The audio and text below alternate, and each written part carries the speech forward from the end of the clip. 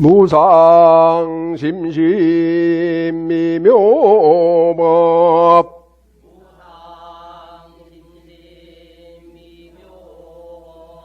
백천만금 난조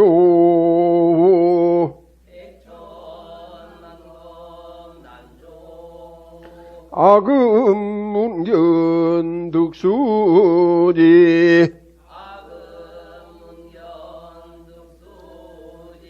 원해열의 진실이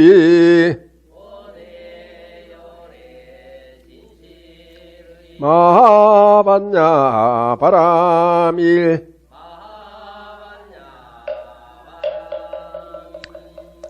앞에 코팅한 참회 의식문을 들어주세요. 다 함께 마음을 깨끗하게 하는 참회 의식을 시작하겠습니다. 지난 동안 지은 바 모든 악업은 무실의 탐진지로 말미암아서 몸과 말과 뜻으로 지었음이라 제가 이제 그 모두를 참회합니다. 살생중지 금일참회 초도중지 금일참회 사음중지 금일참회 망어중지 금일참회 기어중지 금일참회 양설중지 금일참회 악구중제 금일참회 탐해중제 금일참회 진해중제 금일참회 치암중제 금일참회 백업 동안 쌓인 죄 한 생각에 다해 없어리니 마른 불을 불태우듯 흔적조차 없어라. 죄 성품 본래 없어 마음 따라 일어나네. 마음 없어지면 죄업 또한 사라지니 죄도 마음도 없어 두 가지 모두 공하면 이것을 이름하여 진참회라 한다네.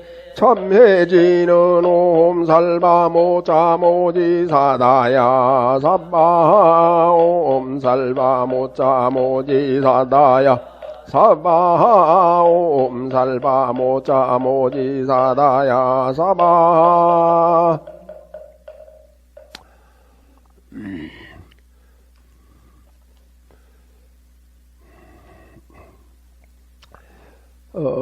추석이다 또는 이제 한가위다 이렇게 얘기를 합니다. 그러니까 이 한가위나 추석이나 언제부터 시작이 된 줄 아십니까? 신라 때 시작이 됐어요. 그러면 한가위다 추석이다 이렇게 하는 것은 무엇이냐? 신라 때 우리 조상들이 살아가는 삶의 형식이에요. 삶의 양식. 뭐 요즘 말로 하면은 삶의 스타일 그런 것이에요. 뭐 그 당시에는 다 농사를 지었어요. 99%가. 요즘처럼 직업이 많지 않았고 다 농사를 지었다. 그러니까 같이 모내기하고 벼를 가꾸고 추수를 하고 그 다음에 이제 곡식을 해가지고 조상님께 감사를 드린다라고 하는 것이 그 신라 전체가 일제히 이렇게 나아갈 수가 있었어요. 일할 때 같이 일하고 또 놀 때 같이 놀고 서로 도울 때 같이 돕고 그러니까 말하자면은 삶이 단순했던 거죠. 그러니까 같이 어울리기도 좋고 근데 이제 오늘날은 여러 가지로 이제 많이 달라졌습니다. 그런데 이제 우리가 이게 이제 삶의 하나의 방식이 신라 때부터 지금까지 내려왔잖아요.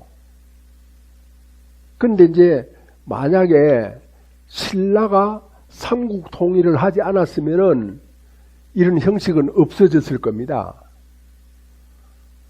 삶의 형식이 지금까지 내려왔다라고 하는 것은 신라가 삼국 통일을 한 덕분이다. 이렇게 이제 고맙게 생각을 할 수가 있어야 돼요. 사람들에 따라서는 고려가 했으면 더 좋지 않겠느냐, 또 백제가 했으면 더 좋았을 거다, 이 제각기 말을 하는데 그거는 근거 없는 말이고, 근거를 가지고 우리가 생각해 봤을 때 신라의 삼국 통일이 오늘날 우리 역사의 정통이다. 간단하게 이 얘기를 하자면은 그 당시에 고구려나 백제나 이런 그 나라에서는 삼국 통일을 할 뜻이 없었어요. 신라가 작지만 오늘날 경상북도만한 크기를 가지고 있었지만 뜻이 있었어요. 삼국 통일을 해야 되겠다. 그러면 왜 삼국 통일을 하느냐? 이렇게 이제 봤을 때 그 당시에 지도층들이, 말하자면 정치인들이 하여튼 날만 새면은 서로 싸움을 하는 거예요. 정치인들이 하는 게 아니라 삼국이, 신라와 고구려가 싸우고 백제하고 싸우고 백제하고 고구려하고 싸우고 계속 싸우는 거예요. 그러면 그때나 지금이나 전쟁이 일어나가지고 가장 피해를 많이 보는 거는 일반 백성 아닙니까? 그리 백성들은 죽어나는 거죠. 농사 지어야지, 싸움해야지. 그러니까 같은 사람으로서 너무 참 마음이 아픈 거예요. 그런데 고구려나 백제는 왜 그런 마음을 갖지 못했느냐? 고구려는 서기 382년에 372년인가? 그 다음에 백제는 서기 384년에 불교를 받아들였잖아요.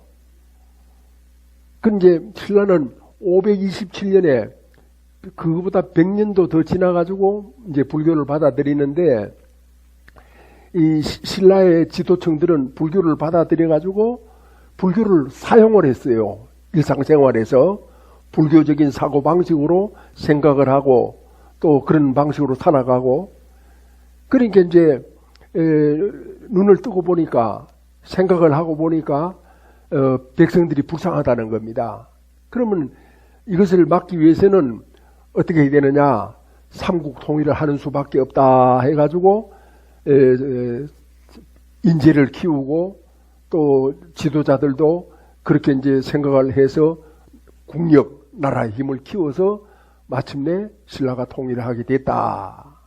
이렇게 이제 봐야 됩니다. 고구려가 통일을 하려고 했으면은, 통일할 마음이 있었으면은 장수왕 때 서기 472년입니다. 472년에 그 지금 서울에 있는 그쪽에 그 위례성, 그쪽에 있죠. 위례성, 거기를 쳐내려와 가지고 그때 당시에 백제가 거기에 있었거든요. 수도가. 그래서 백제 왕 계로왕을 잡아서 죽여버립니다. 그렇게 이제 그까지 내려와가지고 한 나라의 왕까지 죽였을 것 같으면은 삼국 통일하기 아주 쉽거든요. 그건 통일 안 하고 가버려요, 그냥. 그는 이제 통일할 마음이 없었던 겁니다. 근데 이제 사람들은 감정적으로, 고구려가 통일했으면 좋지 않겠느냐. 특히 북한 사람들이 그렇게 하죠. 그게 이제 되질 않아요. 마음속에 통일하라는 생각이 있어야 되는데 그 생각이 없는데 됩니까? 아무리 힘이 세면 뭐합니까? 광개토대왕의 아들인 장수왕이 엄청난 그런 땅덩어리를 가지고 있었는데 통일에 대한 그런 의지가 없었어요. 그런데 이제 그 이후로 한참 한 200~300년이 지난 다음에 660년에 이제 신라가 통일을 하게 됐다. 이렇게 이제 우리가 생각을 할 수 있는 것은 그만큼 신라 사람들이 불교를 받아들여 가지고 불교를 응용할 수 있었어요. 그래 가지고 살아갈 수가 있었어요. 그렇기 때문에 그 조그만한 신라가 통일을 했다. 그런데 어떤 학자는 신라가 경상북도만한 신라가 그 만주벌판에 광대한 힘을 가지고 있었던 고구려를 쳐부수고 백제를 쳐부숴서 통일을 한 것은 징기스칸이 유럽을 제패한 것과 같은 그런 힘을 가지고 있다. 이래 이제 말을 합니다. 그러나 또 사람들이 거기에서 물러서지 않고 아니 그 신라는 그 당나라 세력을 받아들여 가지고 통일했지 않느냐. 그거는 고구려도 마찬가지고 백제도 마찬가지예요. 서로 당나라에다가 사신을 보내 가지고 백제 저 사람들이 나쁘니까 백제를 쳐주세요. 또 백제의 사신은 당나라 가서 고려 저 사람들이 나쁘니까 백제를 없애주세요. 신라는 없애주세요. 이제 이렇게 이제 서로 똑같이 그런 외교전을 펼쳤어요. 그런데 이제 당나라가 신라가 고와서 신라를 선택한 게 아니고 고구려나 백제는 당나라하고 가까이 있고 저 멀리 있는 신라하고 손을 잡고 이제 당나라 고구려를 치고 백제를 쳤다. 이렇게 이제 외교 정책 하에서 이루어진 일이지 무슨 당나라하고 신라하고 어떤 야합을 해서 이루어진 일이 아니다. 이렇게 이해를 해야 됩니다. 삶은 오늘날도 마찬가지죠. 우리가 혼자서 살아갈 수가 없어요. 서로 돕고 살아야 돼요. 나라끼리도 도와야 되거든요. 그래야 우리가 이제 살아갈 수가 있어요. 그걸 외교라고 합니다. 외교.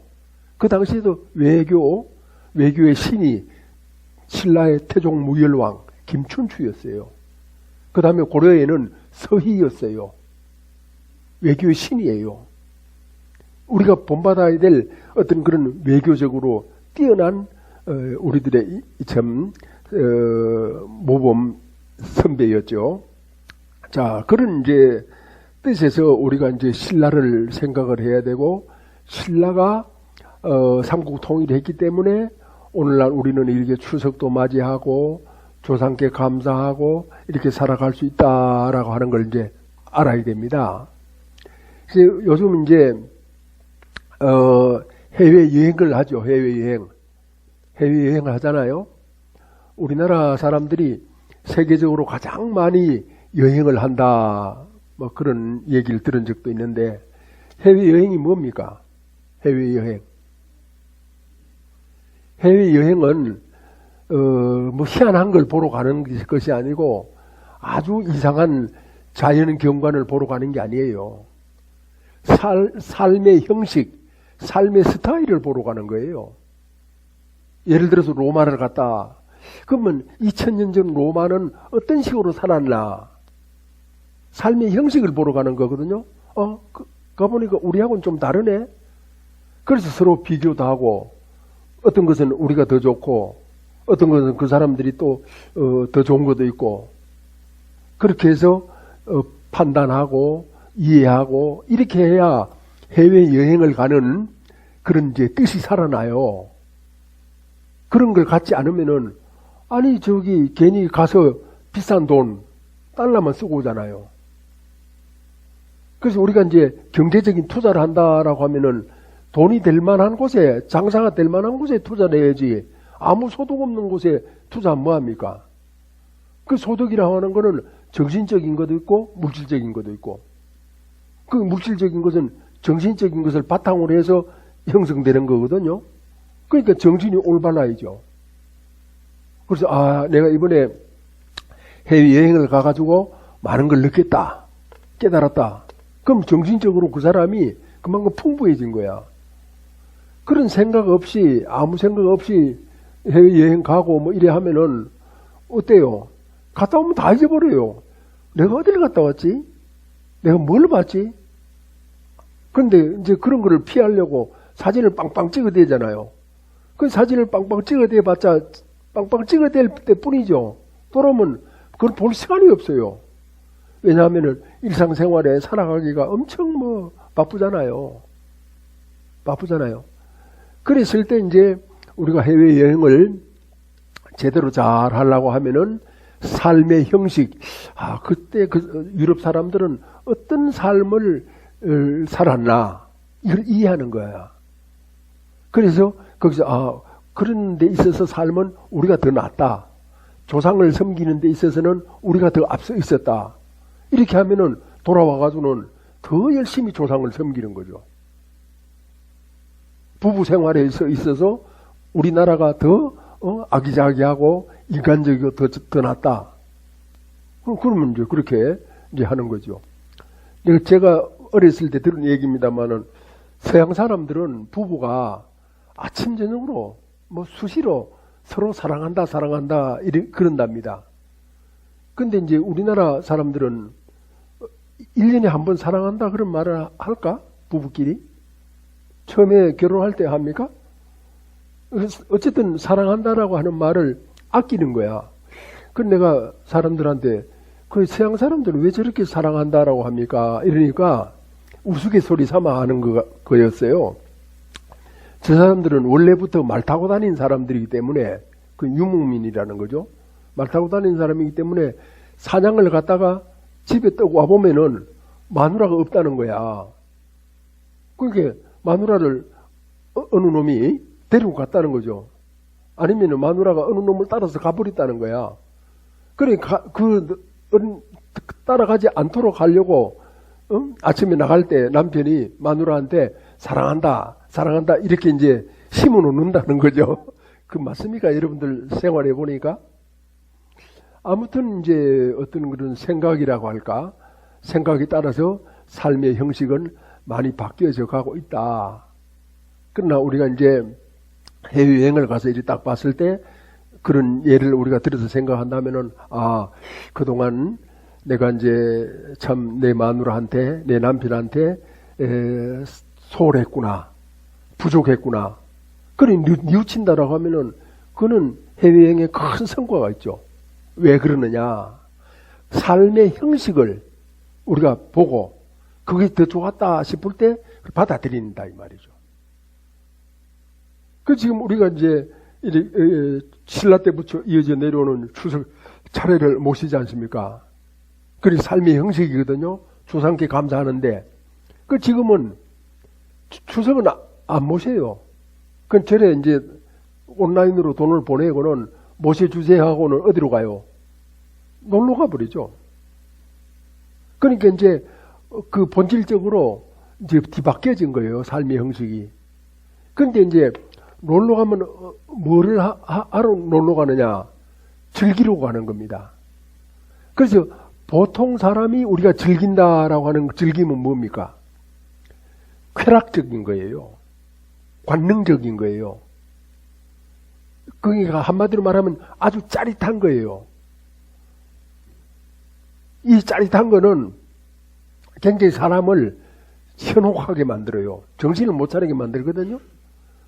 그러면 이제 처음에는 예를 들어서 짜릿하다라고 하는 것을 이렇게 이제 우리가 이제 뭐 어떤 기계로 딱 재잖아요. 재는데 7이었어. 그 다음에는 어떻게 해요? 8이 돼야 돼요. 그 다음에는 9가 돼야 돼요. 점점 높아가요. 점점 짜릿함의 강도가 높아져야만이 이제 만족이 되고 직성이 풀려요. 그래서 좋은 음식을 먹는 사람들은 그걸 탐하는 사람들 있죠. 계속 다니면서 좋은 음식만 먹어대는 거. 좋은 음식. 엄마 맛있는 거 사줄게. 좋은 음식 사줄게. 엄마 좋아하는 거 사줄게. 이런 거예요. 그건 이제 즐거움도 이제 차원이 있다는 겁니다. 그래서 예를 들어서 좋은 일을 해서 이제 내가 참 보람을 느낀다. 이것도 즐거움이거든요. 그런 어떤 차원을 높이면은 그런 거 맛있는 거 먹는 거 그건 뭐 생기면 먹고 안 생기면 안 먹고 이렇게 자유로운데, 큰 맛있는 거 먹으라고 엎어지고 자빠지고, 누구하고 약속했던 것도 다 치워버리고 달려가가지고 먹고 와야 그 직성이 풀린다. 이제, 그거는 아닌 것 같다. 우리들의 삶에 있어가지고. 그래서 우리가 행복해야 하다, 즐거움을 즐긴다라고 했을 때 그 행복이나 즐거움도 차원이 있다는 겁니다. 어제 보다가 오늘 내가 나이가 더 들었으니까 세상 밥을 한 그릇 더 먹었으니까 차원이 좀 더 높아야죠. 나이 값을 해야죠. 절에 다닌 지가 오래됐으니까 절에 다니지 않을 때보다 달라져야죠. 이런 어떤 뭐라고 할까, 자세와 태도가 성숙된 거예요. 그래서 그러면 역사적으로 우리가 왜 이런 추석을 모셔야 되느냐, 이게 이제 중요해요. 왜 모셔야 되느냐.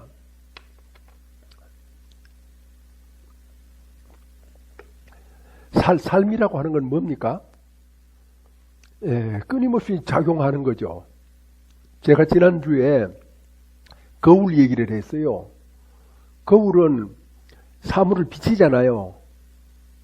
사물을 비치는데 거울 자기가 자기 자신을 비칠 수 있어요?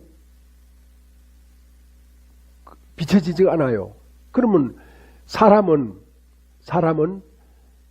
마음은 밖에 있는 것을 비춰요. 지금 비추니까 여러분 저 보이죠? 여러분이 저를 비추고 있는 거예요. 그래 비추고 있는 것을 안으로 받아들이는 거죠. 받아들여. 그걸 이제 할 수가 있고, 그 다음에는 이제 자기 자신을 비출 수가 있어요. 자기 자신을. 그래 이제 여러분 여기 이제 앉아 있으면은, 설법을 듣고 앉아 있으면은 설법을 들으면서도 뭔가 딱 나타나죠. 한 3년 전에 남편하고 싸웠던 생각이 딱 나죠. 전혀 관계가 없는데 거기 딱 드러나는 거예요. 아, 그때 내가 참 잘못했구나. 조금 참았으면 됐을 텐데. 또 아니면은 내가 그때 참 잘했구나. 앞으로 더 잘해야 되겠구나. 그 다음에 또 그때 내가 이러지도 않고 저러지도 않고 무덤덤하게 있었구나. 내가 바보였나? 이런 생각을 하죠. 그죠? 잘하고 못하고 잘하지도 잘못하지도 않은 것을 보는 겁니다. 세 가지를 보죠. 그걸 뭐라고 하느냐? 자기가 자기를 비춘다고 생각을 합니다. 지금 여기 여러분이 설법을 듣고 앉아 있기 때문에 그 설법의 거울이라고 하는 것으로서 자기가 그걸 받아들여 가지고 자기 자신을 다 비추어 보고 있어요. 그만큼 거울이 좋아졌다는 겁니다. 그래서 문득 나타나는 것만 비치는 게 아니라 온갖 것을 다 비칠 수 있어요. 과거 생의 것도 다 비칠 수가 있어요.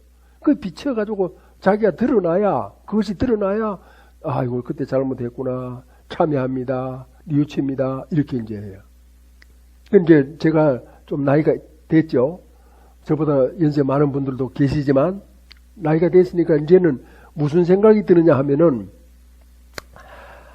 이제 지금까지 살아오면서 사람들하고 본의 아니게 원수진 것도 있고, 사이가 나빠진 것도 있고, 좋다가 싫어진 것도 있고, 또 싫다가 좋아진 것도 있고, 여러 가지가 있는데 더 이상 원결을 맺지 말아야 되겠다. 또 과거에 맺힌 것이 있는 사람들한테는 찾아가서 인사를 하고 다 풀어내야 되겠다. 가슴에 안고 내가 죽지 말아야 되겠다. 이런 생각이 아주 절실해지는 거예요. 그래서 그런 생각을 간절하게 이제 하다가 보니까, 나도 모르게 내 자신의 표정이 부드러워져 가는 거예요. 그게 이제 사람들이 만나면은, 아이고, 스님 뭐 아프다고 하더니만 얼굴이 훤하네. 약이 좋긴 좋군요. 이제 그렇게 얘기를 하는 거예요. 물론 약이 좋긴 좋죠. 그 약보다 더 좋은 게 있죠. 제가 가지고 있잖아요. 사람들한테 잘해야 되겠다. 잘하려고 노력해야 되겠다. 과거에 잘못된 것을 다 풀어야 되겠다. 그것도 멀리 있는 사람보다 가까이 있는 사람부터. 자, 여기 앞으로 이 젊은 친구가 누군고? 여기 둘이. 뭐렇구나? 하진이야? 대전에서 왔어? 그럼 잘 왔구나. 내가 니한테 선물 하나 줘야 되겠구나. 세상에서 가장 중요한 사람이 누구야? 생각해 본 적이 없지? 세상에서 가장 중요한 사람은 가까이 있는 사람이야. 만약에 예를 들어서 네가 딱 넘어졌어. 넘어졌을 때 너를 손잡아 줄 수 있는 사람은 누구야? 그렇지. 가까이 있는 사람이 굉장히 중요하지. 근데 그 가까이 있는 사람한테 잘하나 못하나? 그걸 뭐 잘하지도 않고 못하지도 않고 네 기분대로 하겠지, 그지? 기분이 나쁘면은 함부로 할 거고, 기분이 좋으면은 뭐 그냥 실실 웃고 그렇게 아는 척 할 거고 그러잖아. 그거 가지고는 부족하다는 거야. 그걸 네 기분을 넘어서서 가장 가까이 있는 사람이 가장 중요하다. 그랬을 때 항상 잘하도록 하려고 노력하고, 설령 상대방이 잘못하더라도 기다려주고 잘하도록. 그래서 가장 중요한 사람은 가장 필요한 사람이야. 그 가장 가까이 있는 사람이야. 그런데 대부분의 사람들은 가까이 있는 사람하고 싸우잖아. 가까이 있는 사람하고 원수가 되잖아. 부부가 원수가 되고 형제가 원수가 되고. 그럼 왜 그래? 뭐가 잘못돼도 한참 잘못된 거 아니야? 인생을 잘못 사는 거 아니야? 그렇게 살아도 되는 거야? 그게 인생이야? 그게 삶의 진실이야? 말해봐. 그게 아니라고 하면은 바꿔야지, 당연히. 고쳐야지. 자기 습관을 고치는 거야. 중생의 습관을 고치면 어떻게 돼? 어떻게 되긴 뭐가 어떻게 돼? 부처님이 되는 거지. 습관을 고쳐서 부처님이 되는 거야. 그냥 얼렁뚱땅 해가지고 부처님이 되는 그런 거는, 응? 뭐 화투놀이 하듯 무슨 뭐 도박하듯 해서 되는 건 없어. 그래서 가장 소중한 사람, 그 중요한 사람. 그 다음에 가장 소중한 사람은 그런 이제 부부가 될 수도 있고 부모가 될 수도 있고 주변에 가까이 있는 그런 분이 될 수도 있다라고 하는 것을 잘 생각해서 자기의 기분을 뛰어넘을 수 있는 그런 이제 바른 사람, 용기 있는 사람이 되어야 된다. 만약에 그렇지 않고 무턱대고 그냥 기분 따라서 산다. 그래 하면은 남는 게 별로 없어. 되는 것도 없고. 또 뭐 잘 먹고 잘 살아봤자 그것만 죽어버리면 아무 관계 없지. 죽어버리면 뭐 괜히 화장터 가가지고 가스값만 더 들어가지. 덩치가 크니까. 그러한 어떤 보잘것없는 인생이 돼서는 안 된다라고 하는 것이 이제 우리들의 어떤 그런 그 자각, 깨달음, 이성, 우리들의 이성, 바른 생각, 그런 것이 돼야 된다. 그래서 이제 세상이라고 하는 것은 한번 생각해 봐라. 태양이 비치잖아. 지구에. 그럼 바다에 비쳐. 그럼 바다에 비치면 뜨거워가지고 바닷물이 어떻게 돼? 수증기가 돼가지고 위로 올라가지. 그리고 이게 바람에 따라가지고 왔다 갔다 하다 서로 모이면은 그게 자기가 덩치가 무거워지잖아? 그러면 비가 되어서 흘러내리는 거야. 비가 되어서 흘러내리면은 그러니까 이제 그 빗물이 사방 이제 흘러가. 뭐 중간에 사라지는 것도 있지만 결과적으로 흘러가서 어디로 가? 다시 바다로 가지? 다시 바다로 가는 거야. 사람도 태어나서 이렇게 이제 살아가면서 이렇게 잠시도 쉬지 않고 흘러가고 있어. 어디에서 어디로 갈까? 과거에서 미래로 가겠지, 그지? 흘러가고 있어. 그리고 과거가 뭐야? 신라야. 추석이야. 그렇게 우리가 추석을 맞이하고 추석을 지낸다라고 하는 것은 뭐냐 하면은 내가 저기 이 대한민국 국민으로서 후손으로서 길을 가고 있는 거야. 그렇게 길을 이제 나아가고 있는 것이 바로 내 삶이고 추석을 잘 모시고 조상님께 감사함으로 인해 가지고 나의 갈 길이 정해지고 나의 갈 길이 훤해지고 평탄해지고 열려져 가는 거야. 그냥 마지못해서 그냥 적당하게 살고 형식적으로 살고 남이 추석하니까 나도 하고 아이고 스님이 절에서 차례를 모신다라고 하니까 나도 가서 모시고 그거는 너무나 보잘것없는 그런 뭐라 그럴까 비겁한 삶이야. 형식적인 삶이야. 남이 눈치 보고 살잖아. 왜 가슴을 딱 펴고 자기가 당당하게 살아야지. 자, 그런 이제 입장에서 우리가 이제 우리 민족에 나아갈 길은 신라 시대 때부터 비롯됐다. 그래서 신라가 통일을 해서 고려로 이어져 내려오고 조선으로 오고 지금 오늘 이제 우리까지 온 것이 지금 이제 앞에 우리가 모실 수 있는 추석 차례거든. 추석 차례의 정신이거든. 수천 년을 흘러왔어. 그래서 이제 우리가 이렇게 하면은 나도 앞으로 이렇게 나아갈 거고 어떻게 조상님을 섬기면서 돌아가신 아버지를 고마워하면서 돌아가신 아버지를 생각해서 내가 마음에 어떤 깊은 염원을 가지면서 뜻을 가진단 말이야. 그래서 내 마음속에 악심이 아니라 선한 마음이 가득한 거야. 그럼 선한 마음이 가득했을 때 내가 할 수 있는 일은 저절로 살 때 아니 욕심낸다고 다 잘 되나? 그럼 욕심내면 막 욕심만 내지. 그래서 즐긴다고 인생을 즐긴다고 다 잘 되는 거 아니야. 그 뜻을 알고 즐겨야 되고 즐기는 것도 가치 있게 즐겨야 되고 생산적이게 즐겨야 되고 지혜롭게 즐겨야 된다. 그런 이제 오늘날은 사람들이 서로 간섭하지 않는다. 뭐 부부간에도 그렇고 부모 자식 간에도 그래. 부모도 자식들 눈치 보고 살아. 그 자식들이 추석 가기 싫습니다. 그러면 오지 마라. 내가 알아서 하겠다. 이러면 이제 끝이 나. 그만큼 삶의 진실이 어디로 가버리고 각자의 어떤 그런 생각만이 남아있어. 그 생각이 정당하고 진리에 바탕을 둔 생각이다라고 하면은 참 좋겠지. 자, 아무튼 우리가 부모를 생각한다. 돌아가신 아버지를 위해서 기도한다라고 하는 것은 뭐야? 가장 가까운 분, 가장 소중한 분을 내가 받드는 거야. 내가 모시는 거야. 내가 잘해주는 거야.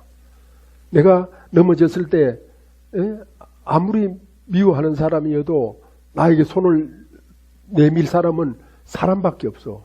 그것도 가까이 있는 사람. 그를 생각한다면은 조금이라도 사려가 깊은 사람이라면은 옆에 있는 사람한테 함부로 해? 안 해? 할 수 없지. 해서도 안 되고. 그런 삶은 아무런 의미가 없어.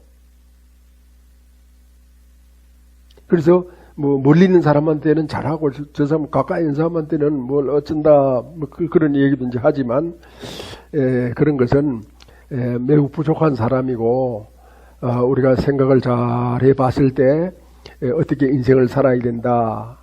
바로 내 자신이 이렇게 살아온 그 현재에서 앞으로 살아가야 된다. 이게 이제 내 앞길이야.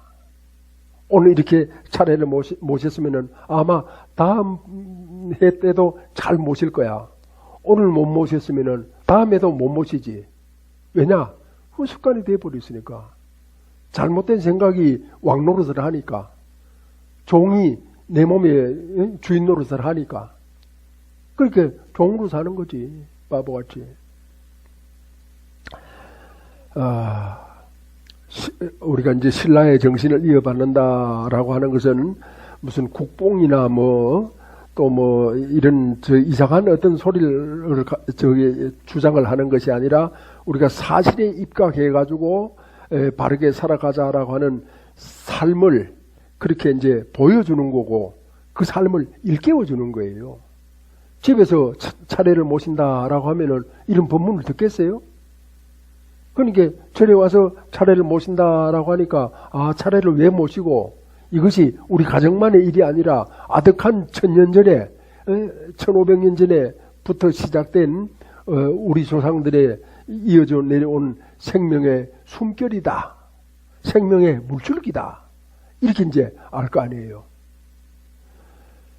자, 오늘 이렇게 여기 오셔서 같이 설법을 하고 또 조상님께 예배하고 감사하고 하는 것은 큰 힘이 될 거예요. 왜냐하면 인간 나는 어떻게 보면 작은 힘이에요. 그러나 지혜가 있죠? 무슨 지혜가 있어? 부처님의 대진리의 힘을 이용할 수 있는 지혜가 있잖아요. 내가 가진 것은 얼마 안 되더라도 뭔가 큰 걸 이제 그걸 쓸 수 있는 지혜가 있잖아요. 마지막 한마디만 할게요. 내가 이제 어느 절에 갔는데 그걸 가니까 비구니 노스님이 나이가 한 90세가 돼가는 노스님이 이제 그 도량을 잘 갖고 났어요. 그 내가 하나하나 이렇게 살펴보니까 그 넓은 도량 내에 어느 한 구석도 소홀한 데가 없어. 다 보니까 정말 기가 막히게 잘 돼 있는 거야. 그래가지고 이제 점심 먹을 때쯤 이제 그 노스님이 이제 점심 드시러 올라오시거든.